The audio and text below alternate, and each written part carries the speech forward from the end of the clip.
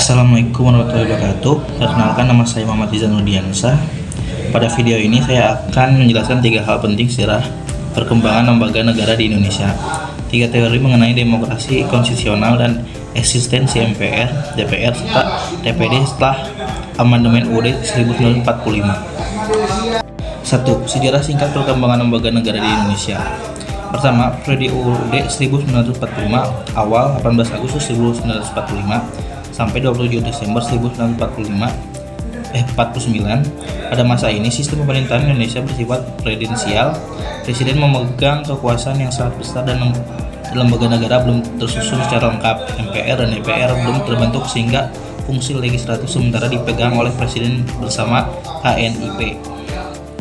Kedua, periode konstitusional RIS 1949. Ketiga, UUD sementara 1950. Keempat, kembali ke UUD 1945 tahun 1959 masa Orde Baru.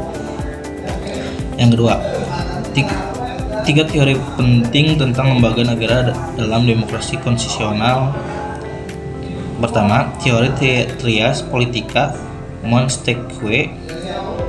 Teori ini membagikan kekuasaan menjadi eksekutif, legislatif, dan yudikatif. Tujuannya agar kekuasaan tidak menumpuk pada satu lembaga di Indonesia. Kedua, teori kedaulatan rakyat.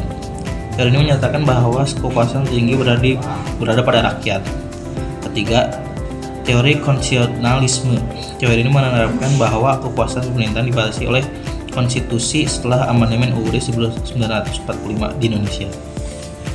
Eksistensi MPR, DPR, dan DPD pasca amandemen UUD 1945. Amandemen UUD 1945 membawa perubahan besar termasuk pada sistem lembaga negara. Fokus utamanya dalam pembatasan kekuasaan, penguatan demokrasi, dan menciptakan lembaga baru. MPR, Majelis Permusyawaratan Rakyat. Yang kedua adalah DPR, Dewan Perwakilan Rakyat. Yang ketiga adalah DPD, Dewan Perwakilan Daerah. Memiliki kepentingan daerah, memiliki fungsi terbatas, dapat mengusulkan RUU terkait daerah dan ikut membahas tapi tidak ikut menetapkan hukum. Demikian penjelasan saya mengenai sejarah lembaga negara, teori demokrasi konstitusional dan eksistensi MPR dan DPR serta DPD pasca amandemen. Semoga bermanfaat. Terima kasih. Wassalamualaikum warahmatullahi wabarakatuh.